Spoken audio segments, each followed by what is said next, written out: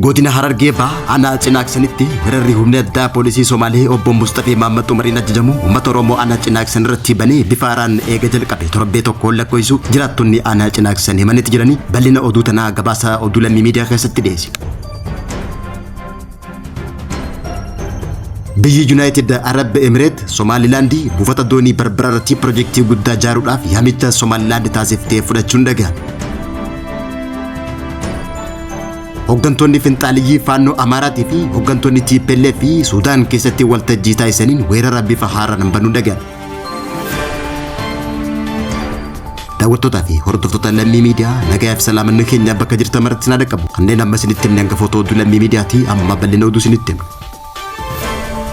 Mootummaan naannoo Somaalee abjuu Oromiyaa guddattii xiqqeessuun Somaaliyaa lafa qonnaa fi haala qilleensaa bareedduu qabdu ijaaruuf qabuun weerara qonnaan bultootaa fi horsiisee bultoota Oromoo irratti baneen Oromiyaa gama kibbaa fi kibba bahaatiin qonnaan bultootaa fi horsiisee bultoota hedduu qe'ee fi qabeenya irraa buqqaasuun lubbuu dhibbaatamaan lakkaa'amu dhiyeenyatti wareeguu lammii miidiyaan horsiisee bultoota godina Booranaa Baalee fi Harargee bahaarraa odeeffannoo argatee mirkaneesse. Mootummaan naannoo Somaalee bara 2025 lola qindaawaa saamicha lafaa taasisuu jalqabeen godinaalee Oromiyaa Harargee lamaan Boorana Bahaa fi Baaleetti hanga ammaatti lubbuu horsiisee bultootaa fi qonnaan bultoota 300 takka ajjeefamu ragaan yeroo garagaraatti godinaalee kanneen irraa nu dhaqqabe addeessatti jira. Dabalees mootummaan naannoo Somaalee poolisoota humna addaa yookaan liyyuu poolisii jaamtuu hidhachiisuudhaan lola uummata Oromoo irratti baneen qabeenya hedduu loowwanii fi midhaan saamuudhaan manneen hawaasaa fi qabeenya hin sochoone gubuudhaan qe'ee fi qabeenya irraa lammiilee kumaatamaan lakkaa'aman buqqaasee jiraachuun himame. Mootummaan naannoo Somaalee lafa daangaa Oromiyaa uummata Oromoo irraa buqqaasu kana eega humnaan qabateen booda alaabaa mootummaa naannoo Somaalee dhaabaa jiraachuun himame.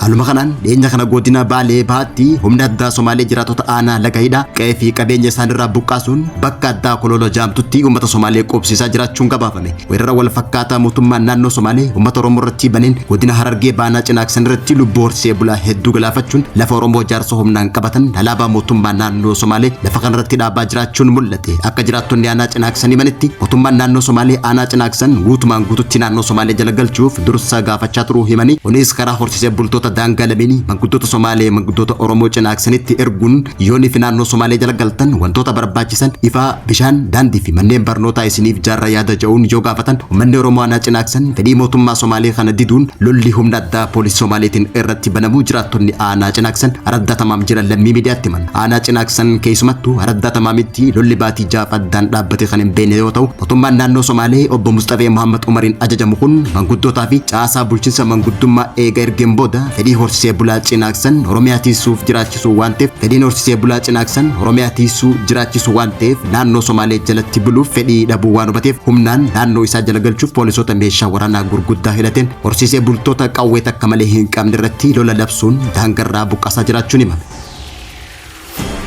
Mootummaan naannoo Somaalee makiinaa waraanaatiin meeshaa waraanaa gurguddaa gara baadiyyaa cinaaksan fe'uun dhukaasa bane kun sadarkaa qonnaan bulaa fi horsiisee bulaan ifirraa deebisuu bira dabruu sibaniitti jiran. Gama deeggarsa mootummaa naannoo Oromiyaatiin uummata cinaaksaniif dirmannaan tokkolleen kan hin taasifaminiif yoo ta'u garuu miidiyaaleen Somaalee suuraa humna addaa Oromiyaa bara mootummaa wayyaanee biyya bulchaa ture humna addaa Somaaleetiif liyyuu poolisii Somaalee abdiilleen ajajamu jidduutti walitti bu'iinsa uumame akka waan ammateetti propagaandaa tolchuun duula waraanaa guddaa uummata Oromoo shanyii duguguu bananii jiraachuun himame. Amma dhaamsi jiraattota aanaa cinaaksan lammii miidiyaan uummata Oromoo bal'aa fi mootummaa naannoo Oromiyaa biraan akka ga'uuf dhaammataniin uummanni Oromoo bal'aan biyya keessaa fi biyya alaa jiran rakkina Oromoonni cinaaksan keessa jiran sagalee ta'uun qaama dhimmi ilaallatu biraan akka ga'uu fi mootummaan naannoo Oromiyaa pirezidaantiin Oromiyaa obbo Shimallis Abdiisaa rakkoo amma dhalatteef dirmachuun yookaan mootummaa Somaalee wajjin wal dubbachuun yoo hin furamne Oromoonni cinaaksan wareegama qaalii kafaluun baroota dheeraaf Oromiyaa irraa buceesii eessisaa turan hamma wareegamanii lafti Oromiyaa bareedduun mootummaa kanaan fudhatamuun jireenyi uummata cinaaksan akkuma Oromoota gullallee faca'ee kan badu hubachiisuu barbaanna jechuudhaan mootummaa naannoo Oromiyaatiif dhaamsa qaban dabarsan.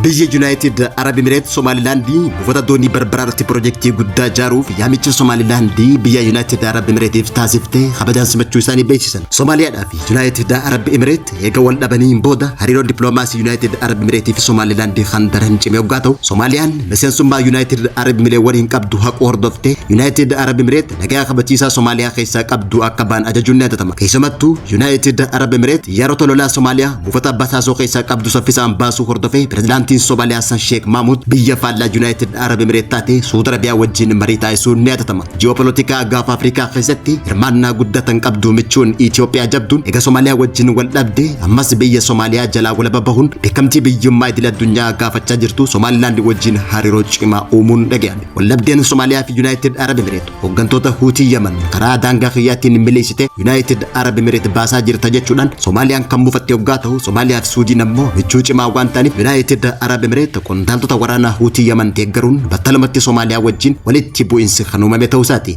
هاتوتي مالي ولتي بوينس صوماليا في يونايتد عرب امارات صوماليلاند فاريرو دبلوماسي چما ميجي سيفيت جرا كونيس غويا ستفا صوماليا يونايتد عرب امارات ولتي بوانيتي لسين سما ولي غلتي نغينا حقنيتي جراتوني صوماليلاند ريرا بودان تيغرس يونايتد عرب امارات في كبا نغرسيزون بيجي يونايتد عرب امارات بوفتا دوني بربرا كميسون سيتوف ياميتش دي سونيتا المخنان يونايتد عرب امارات ياميتش صوماليلاند خنا جلا اواتشون يرو ديوتي ولي غلتي بوفتا غلانا بربرا رتي صوماليلاند وجين كمال لتيس تهو بيسيفت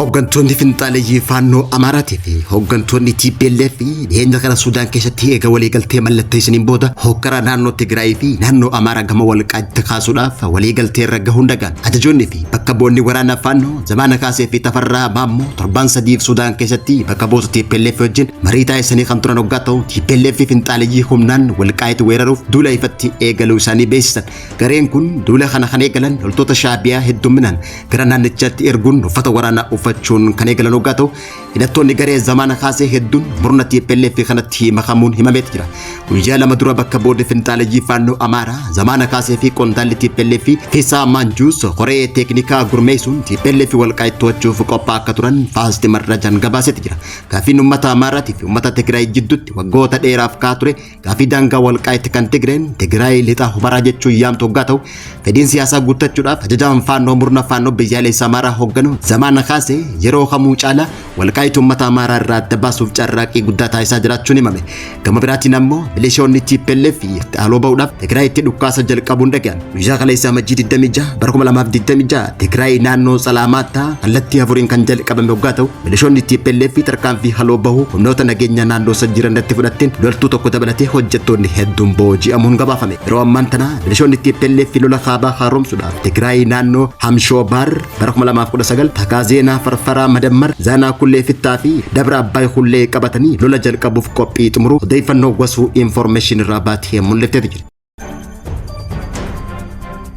daawwattootaa fi hordoftoota Lammii Miidiyaa irraa oduun yeroo kanaaf qabnee dhiyaanne kanan gammaatti hordofaa turtanii turtii gaarii.